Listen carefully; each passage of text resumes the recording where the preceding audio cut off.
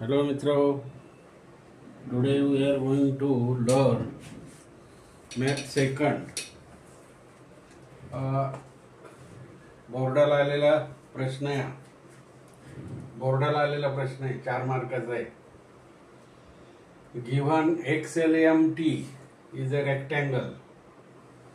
XLMT is a rectangle. Value of LM is equal to 20 centimeter. म्हणजे length is equal to rectangle of the lay is 21 centimeter and breadth is 10.5 centimeter. The diameter of the smaller, this is the 1/3 part. 1/3 means 21 divided by 3 is equal to 7. 3 ones are 3, 3 sevens are 21. So the large circle is having 7 r is equal to 7 centimeter, whereas the small semicircle R2 is half of the 7 means 3.5 centimeter. Okay, understand? Okay. मग आता the diameter of the smaller semicircle is half of the diameter of the large circle. Diameter of the large circle is 7, whereas the diameter of the small circle is 3.5 centimeter. Now they have given this much one. So we will D is the diameter of the semicircle and D is the diameter of the large circle. Now we first of all find out the area of the rectangle. What is the area of the rectangle? लांबी गुणिले रुंदी. Length into breadth. L into B is equal to 21 multiplied by 10.5. We will get 220.5 centimeter square. 21 चा पाडा येत नसेल तर एकाने गुणायचं, नंतर दोनाने गुणायचं, गुणाकार 220.5 सेंटीमीटर स्क्वेअर आला. बरोबर. मग आता area of non shaded area काढायचा आहे. Area of non shaded region काढायचं आहे. तर मग रेक्टँगल मधून आपल्याला काय वजा करायचं आहे? Radius of the large circle, that is area of the large circle and area of the small circle. You know the area of the circle pi r square.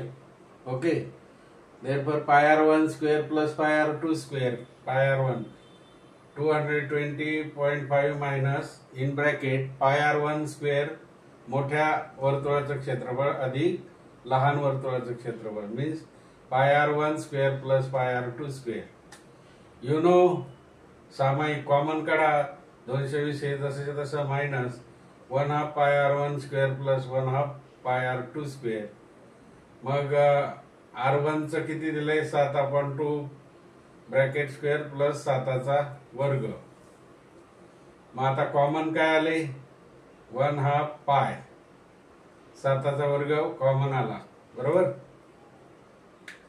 7चा वर्ग आणि 2चा वर्ग कॉमन आला आणि 1/2 वेगळं आहे. बरोबर. पायाची किंमत 22/7. बरोबर. आणि या ठिकाणी हा कॉमन आल्यामुळे 1/2 कॉमन.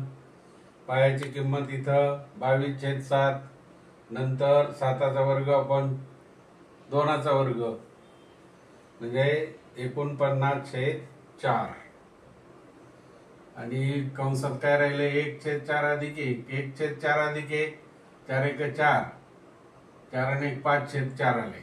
किती आले? हे बघा 5/4. 220.5 वजा 7चा वर्ग किती आला? 49/4 नाही का? 49/4 हे 4 इथे येतील. 22/7 गुणिले 5/4 मग याचा जो गुणाकार 7 1 जार 7 7 7 जार 49 7 1 7 7 7 49 बे एक बे बे एक बे बे एक बे म्हणजे 11 दुने 22 बरोबर. आणि मग 77 गुणिले 5 77 5 5 7 35 3 5 7 35 आणि 3 किती 38 बरोबर. 3 38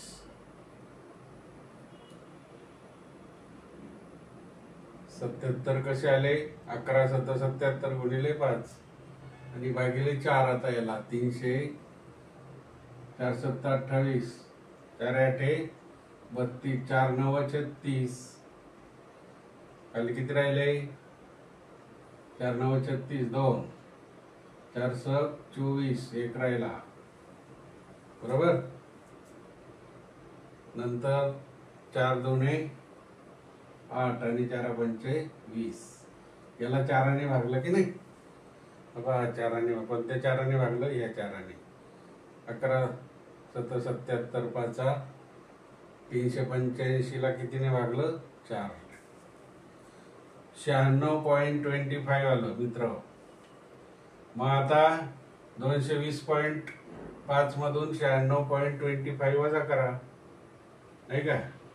फार तरी ते करा 220.5 वजा 124.25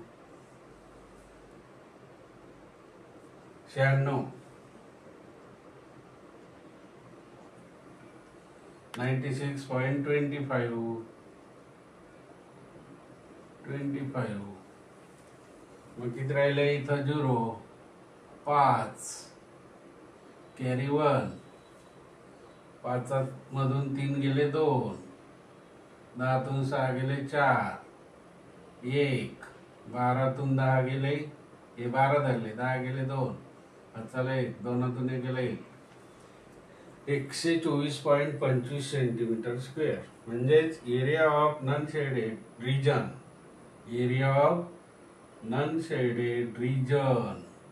इज 124.25 सेंटीमीटर स्क्वेअर. हे उदाहरण तुम्ही एका वहीत मॅथमॅटिक्सच्या वहीत लिहून घ्या. यावर्षी दाट शक्यता आहे उदाहरण येण्याची, कारण हे 2019 बोर्डाचं आहे कळलं की नाही. आणि परवा दिलेलं ते पण आहे. या ठिकाणी सॉल्व करण्यासाठी तुम्ही आधी बघून सोडवा आणि नंतर न पाहता सोडवा मित्र. अशा प्रकारे पायरी पायरीने जा. गुणाकार करा, मल्टिप्लिकेशन करा, भागाकार करा आणि you will get the technique of this example.